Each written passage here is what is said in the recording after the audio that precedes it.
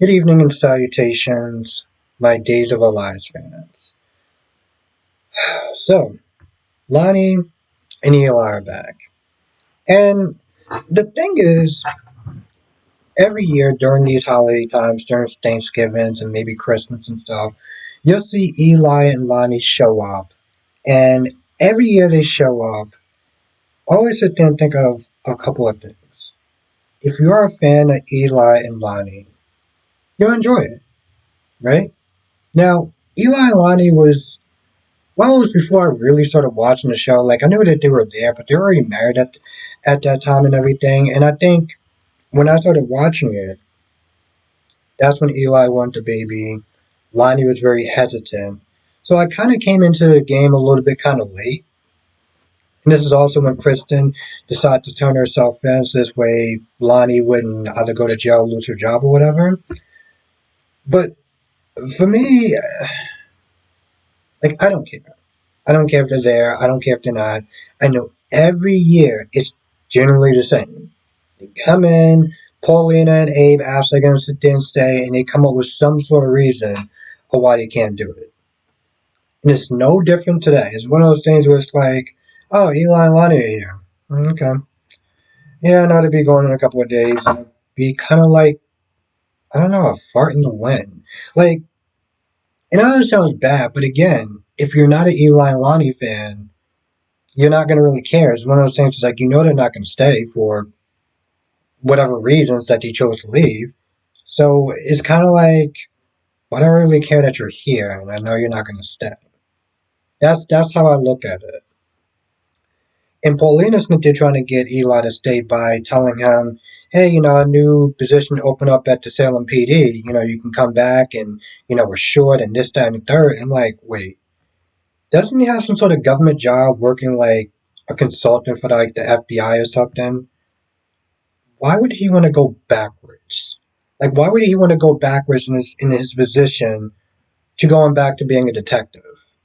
Like that just seems really dumb. She also tries to get Lonnie back by saying, listen, I can pull some strings and, you can get back your badge and stuff. And Lonnie's like, it'd be kind of a bad look if you did that. And I'm like, I can see that. But in all reality, I mean, she does have the power to do it. So it's not like she can't get it done. But again, we know the real reason of why she would even sit there and really suggest that and be very adamant about it. Because she ain't coming back full time. So after about 20 minutes of them posting that they're begging and stuff, and how even Abe is like, well, listen, you may not be able to be a cop, but you can play one of my soap opera. She's still just like, no, I can't do it, and I have another job, and blah, blah, blah, blah, blah, blah. This goes on for like about like a good 26 minutes. I mean, I literally must have counted like 26 minutes. And after that, I was just like, now, I gotta be honest. Part of me was dreading this episode because I already knew what was going to wind up happening towards the and I knew it was going to happen towards the end of the episode. Like I knew they were going to sit there and discover Doug's body and everything, and that was that was difficult to watch. It was difficult to watch because one, in real life he's passed away. Number two, watching Julie, watching the actress, um, kind of like going through that experience again. Again, I don't know what it was like. I don't know how she found him or anything like that. But because we know that they're married in real life, like that was huge. And I have to sit there and watch her replay that again. It that was kind of a lot. Like, I mean, Julie's not exactly my favorite character. She can be kind of vexing at times, but that was hard to watch. Um, Now Jennifer and Jack come in and they see Kat. Kat's like, she's apologizing and stuff. And Julie pretty much smacks the shit out of her. And part of me's like, listen, if Kat decides to whoop her ass, Don't act like you didn't see this shit coming. I always find that very stunning when he sits there and he smacks someone. And you just stand there like you do realize that you about to get your ass whooped, right? Like I get it's a soap opera and that's kind of like a thing that I'm not a huge fan of, but I understand that it's part of the genre. But it is just one of those things where it's like even when Olbrich slapped Liz, I wanted Liz to, on General Hospital. I wanted Liz to beat the living bricks out of her. Um, because I get it. Okay, I get it. She had to sit there and relive that hell over again, right? And it took a toll on her and everything like that, and everything that she did to the family. I get her anger. I do, and I get a certain level of selfishness. You know, that was the little girl. The worst thing for a parent to do is to sit there and outlive their child. Okay, and I get that part too. And I understand people sitting there saying, well, you know, there was other ways and stuff like that. But let's seriously, let's just be real for a hot minute. Well, everyone's sitting there getting upset. Even Chad's like, oh, well, you know, I'm sick and tired of your, I'm tired of your, your apologies and stuff like that. Did he forget that when Mark came in with the gun, Kat was the first person to sit there and jump in the way? I mean, they also had their mother's life on the line. And in a sense, it's like this level of selfishness is a little vexing to watch. Like in all reality, it's like she was apologizing so much. I was like, bro, you know, stop apologizing to these people. You know, because they're not even they're trying to understand where you're coming from. They're not. They're not trying to understand where you're coming from. They probably just want to sit there and throw it to the wolves and stuff. Even after a while, when Julie was like, "Oh, well, no one cares about," I was like, "Okay, Julie, like seriously, just stop talking. Like we get it already. You know, we do. We get it. But everyone is so mad about what she did as far as pretending to be Abby. No one's bothering to even understand why she did what she did. No one's bothered to understand how their mother's life is hanging in the balance of not just her and not just Mark, but what about the other kids though? What about Aaron? What about Felicity? No one's bothering to sit there and take that shit into account because everyone's just so busy being so selfish. Oh, you did this. Yeah, we know it was wrong. If you sit there acting like she did this just out of malice or trying to get money or trying to screw them over, that I would understand. But I'm like, damn.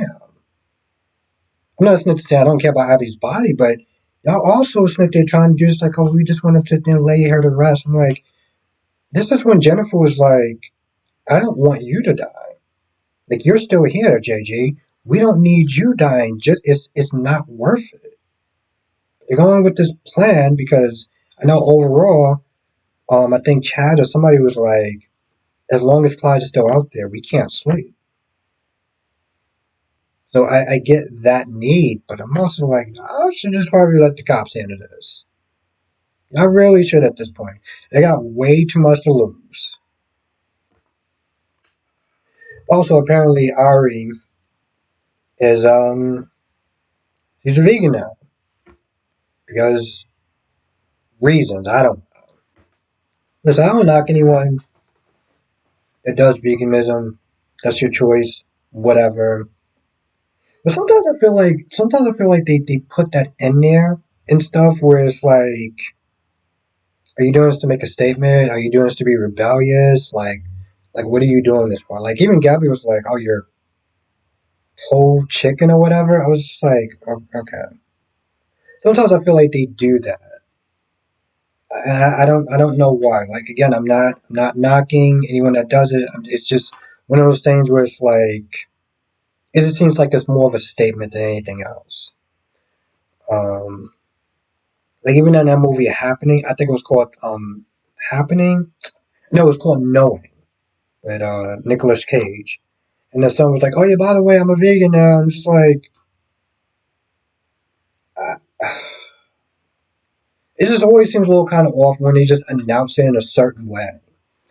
Anyway, and again, JJ asked Gabby to do it, and Gabby has her own reasons why she wants to do it, what Clyde did to her while she was in prison. How Clyde, messed up her marriage. And I'm kind of like, yeah, he didn't help. He didn't help the process, right? He made sure that they were in close proximity with Ava and everything, and then that led to the whole affair, or the whole cheating thing. But like, again, there was choices that was made. Let's not sit there and put all that blame. The problem with Gabby is that Gabby likes to sit there and blame everything else. Like, yeah, she likes to sit there and blame Stefan for cheating and stuff like that. But then she wants to sit there and blame EJ. And I'm like, no, this is not OG EJ's fault. You don't know how to take accountability because you're not mature enough to do that. The fact that you actually have a daughter is just insane to me. Like,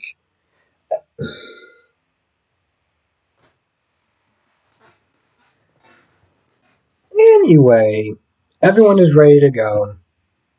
And, you know, Julie asks Jack to go upstairs to get Doug ready. While Eli comes over there and says, come over there later on with the twins and stuff. And of course, he goes upstairs and he's like, hey, it's about ready time to go. He also got a call from Hope. No change with Bo, which is like, okay. Okay, yeah, sure, that's it. There's no change with Bo. Okay.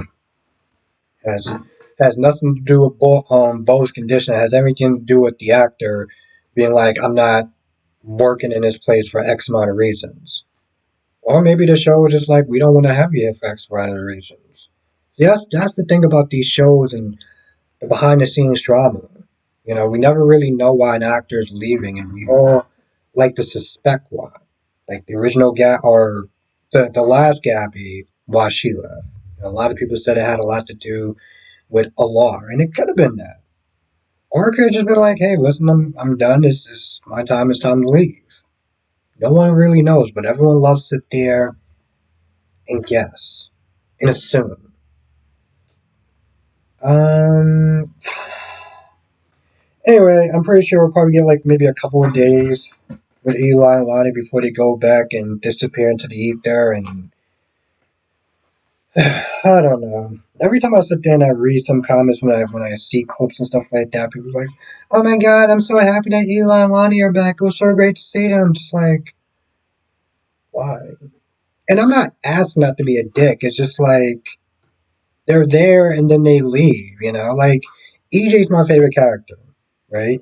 If EJ left, the actor left, and he came back and he would, come back and do these little holiday things or whatever, I kind of be like, why do I even care if he's back now?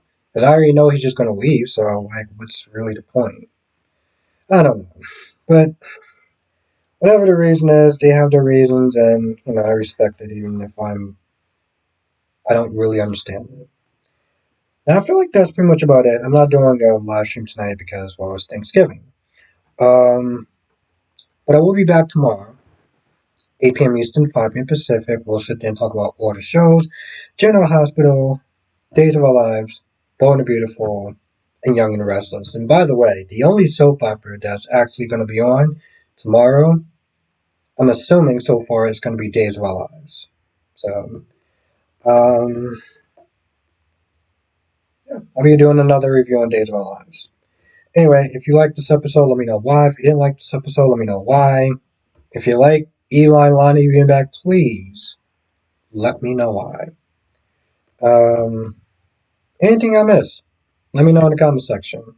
And what you liked or you didn't like about it. I'll see you in the next video.